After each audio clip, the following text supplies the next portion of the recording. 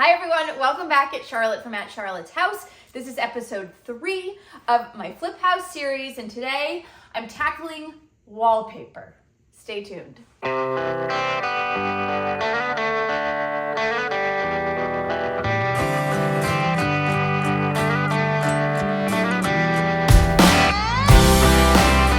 There is so much wallpaper in this house. Wallpaper number 1, wallpaper number 2, wallpaper number 3, wallpaper number 4. It is unclear whether this is a faded version of wallpaper number 4 or if this is a uncovered wallpaper number 5. This looks similar to wallpaper number 3. It is not. This is a different red and white toile. Wallpaper number 6. In the kitchen, we have wallpaper 7 and wallpaper 8. Wallpaper 9, wallpaper 10, wallpaper 11, sneaky wallpaper number 12, wallpaper 13, wallpaper 14, wallpaper 15. At first glance, it's a little bit charming. It's sort of a time capsule, a little bit of a throwback, but I am slowly realizing that there are just layers and layers and layers of this stuff, and I'm not really sure how to remove it. I have taken out wallpaper in my own house, but it is modern wallpaper.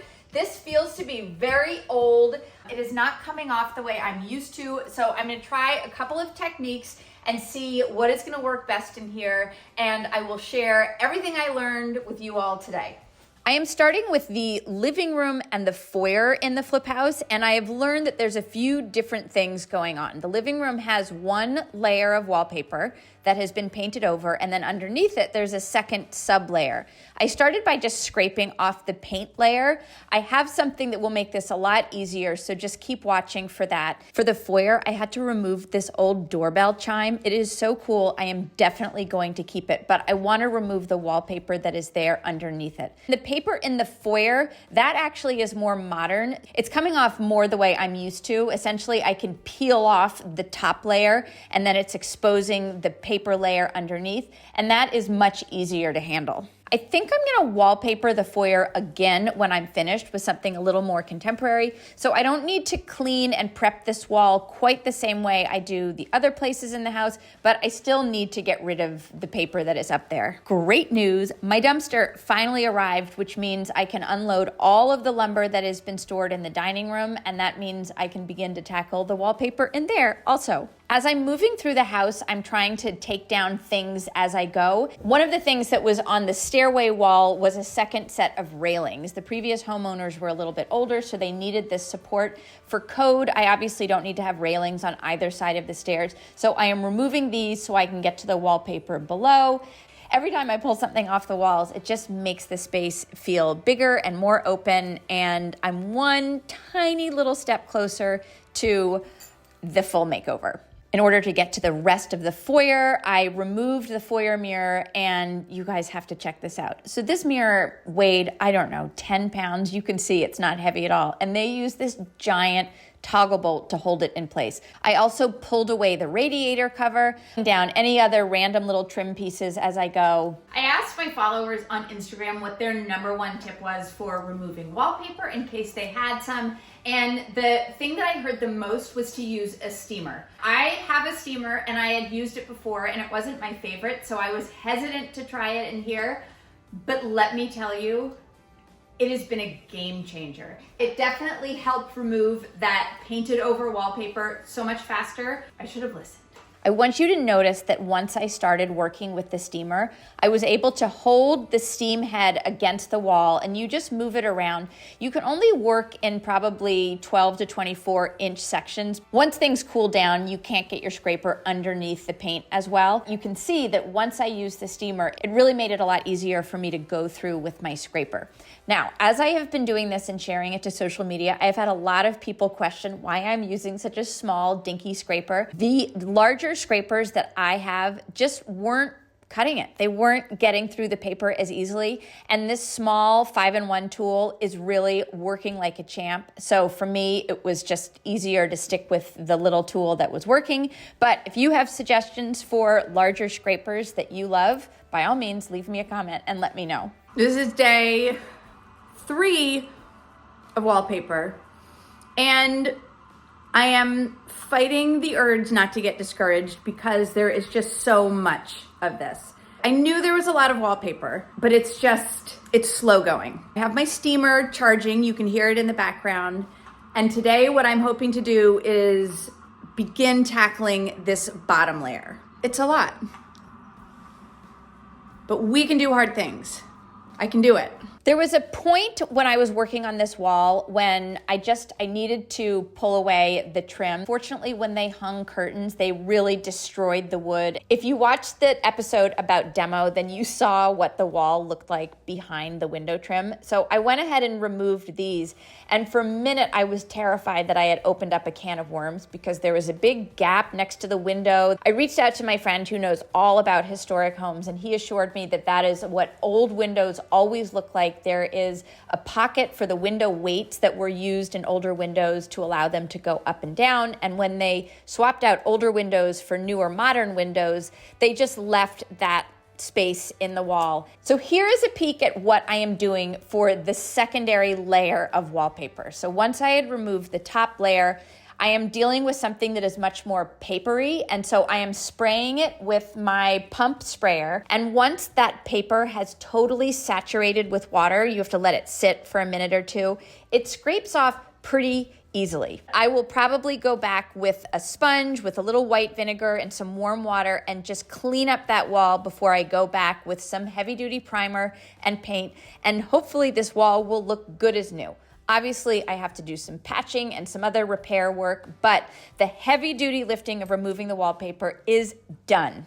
You can see that this is the foyer where I had pulled off that toile, and it leaves the same underlayer of paper, and I did the same thing here. I am spraying it with water, letting it soak in, and it comes off so easily. I'm hopeful that the rest of the house is more modern in the wallpaper and it won't be so hard, but time will tell. I finally moved into the dining room, and this is painful.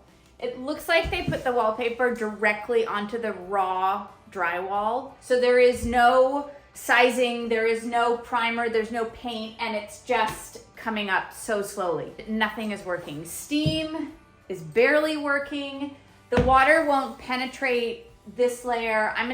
They make a special tool. I will drop a picture of it in here. They make a special tool that you can roll on the wallpaper that will score it. I'm gonna pick up one of those and see if that helps. Guess save the hardest for last. Ooh. I have wall-to-wall carpeting that is going to be removed. If you do not, you have to put down a drop cloth or a tarp or something, because this is sticky, gross, wet, damp wallpaper that is going to fall down onto the floor and get stepped on. And trust me, you just want to protect your floors.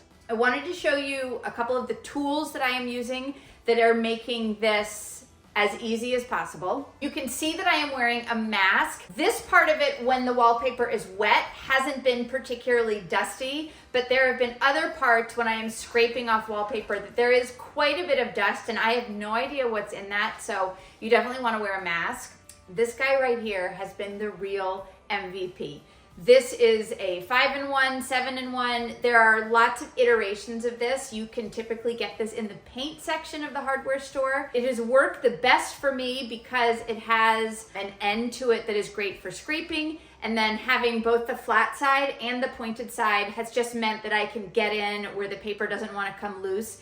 And this has been my lifesaver, this tiny little tool. I am using the Wagner steamer. Mine is an older version, so it was actually home right, but it's the same thing. That was key for removing the first layer of wallpaper. And then I am also using my steel pump sprayer. This is just an easier way to spray. You can obviously just use a handheld sprayer, but that takes a lot of time and your hand will get tired. So having a pump sprayer like this has been really great. Those three tools have really been the most important things I've used. I am trying not to look at the big picture too much because that is real scary. I am trying to look at the smaller picture. For example, today I removed the wallpaper in this one section. That feels great. And next week, I'm just gonna keep on trucking. It does not look good. It does not look good, but it does look like a lot has been done. And I have to remind myself that. My mantra for this project is it gets worse before it gets better. There is no question that this stage of the makeover has been a little more tedious than I expected. Although I didn't expect it to be easy, so maybe I just hadn't focused. The wallpaper is coming down. It is coming down slowly but surely. It is a process. I have learned what that process is. I have found the tools that are working for me, so all of that is great news. I am trying not to get too overwhelmed by the sight of this house and all the rooms that I still have to tackle. I am reminding myself that it is simply one foot in front of the other. I have been working in here for a few days and I got a lot done. It doesn't look great, but I was able to remove most of the wallpaper on the first floor. Check that. I was able to remove a lot of the wallpaper on the first floor, and I feel like I'm in a pretty good groove. The dining room is gonna be a bear, and I haven't even moved upstairs, but that's for another day. I am meeting with my painter next week. One of the things that I am trying to balance about this house is when it makes sense to bring in tradesmen and when it makes sense for me to do my own work. Something like removing wallpaper is tedious and time consuming, and I can handle that, so I'd rather not pay someone to spend days and days here taking care of it. However, patching all of this drywall is something that a drywall expert might be able to come through and take care of in a day. I think next week for me is gonna be more wallpaper removal, and I will try to change up my video for you next week, so come back and see what I come up with. I will report on what I learned from my painter. I met with my contractor, so I will talk a little bit about what parts of this I am going to contract out and what parts of this I am so far planning to do myself. So next week will be a little bit of a smorgasbord, but I am sharing this with you real time, and that's just the deal. Thank you so much for watching. Don't forget to like and subscribe to my channel so that you will get notified when I share follow-up videos all about this flip house. Have a great day, everyone.